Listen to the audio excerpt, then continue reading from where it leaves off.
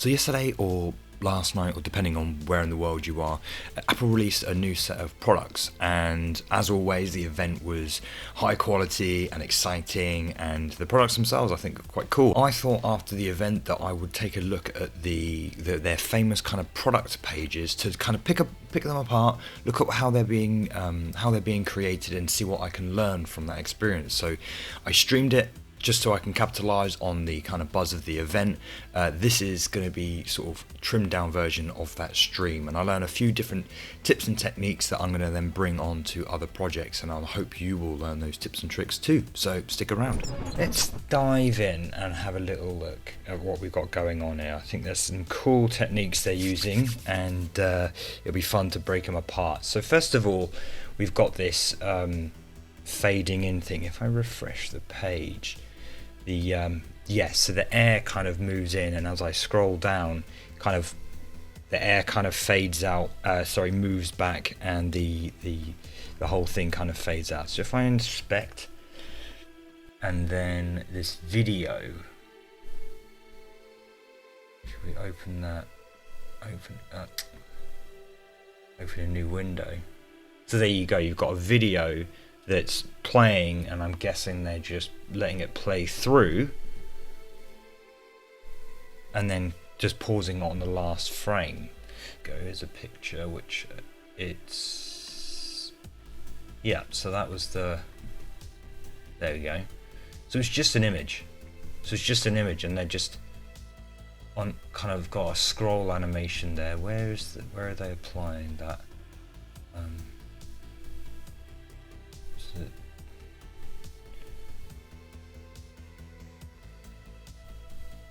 Some fade outs going on there.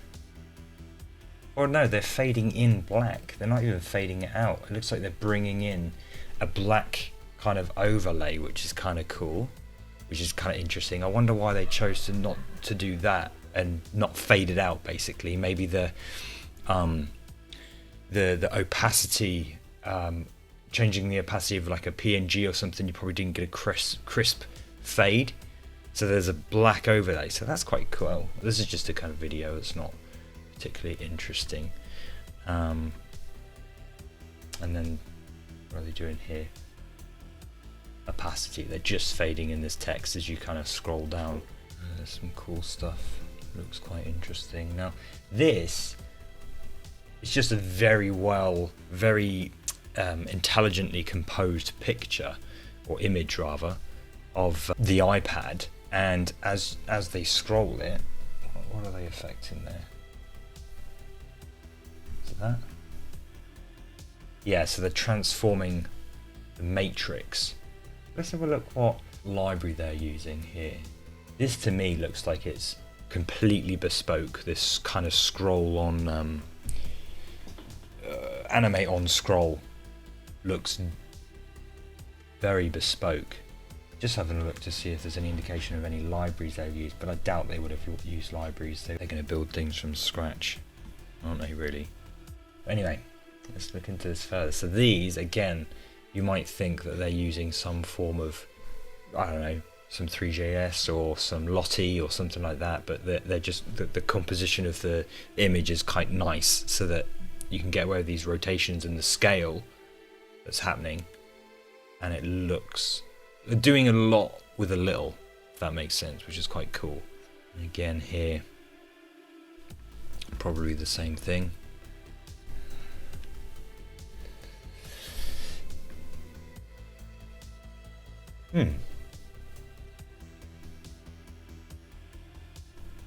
That's odd. They're using masks, look. That's interesting as well. How are they masking that out? So you've got with the black background here. WebKit mask size, cool. I've never used masking before. Wonder why they would do that. Maybe it's because JPEGs are a lot, like PNGs are uncompressed, so JPEGs are a lot lighter, of course. So like maybe masking it out, and it's just a black and white. It's just a what do you call it? A bump map. It obviously uses the white to mask these things out. Very cool. What is this now? So that's just a video, look. That's just a video. And they're playing through. What's this? Being well timed. Ah, what's that? Another video. Yeah, so they're doing a lot of these videos playing through and obviously controlling that with the scrolls. That's another interesting thing. It's cool. Let's have a look at the new Mac Studio. This looks like a beast. So is this a video then, I'm guessing? So that could be a... I don't think that's Three.js as such, but that could be Lottie. And they're just scaling in because you can see the pixel quality just go to crap. And then this, probably a video. Yeah, that's another.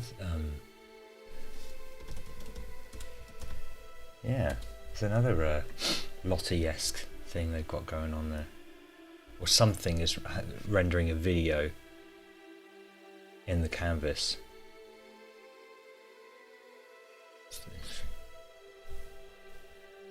Another one, another canvas. I want to know what they're doing inside of these.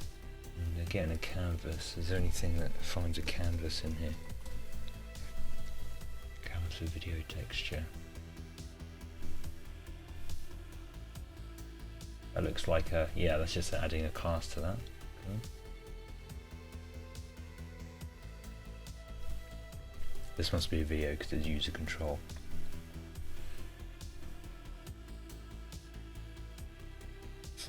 So it must be controlling. So they're making sure that that always starts the right keyframe.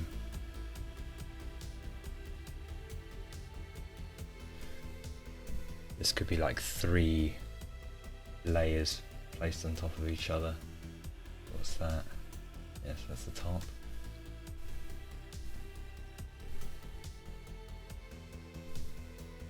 Yeah, it's just fading between different layers. Are they PNGs? No, just JPEGs. So they're using JPEGs as much as they can.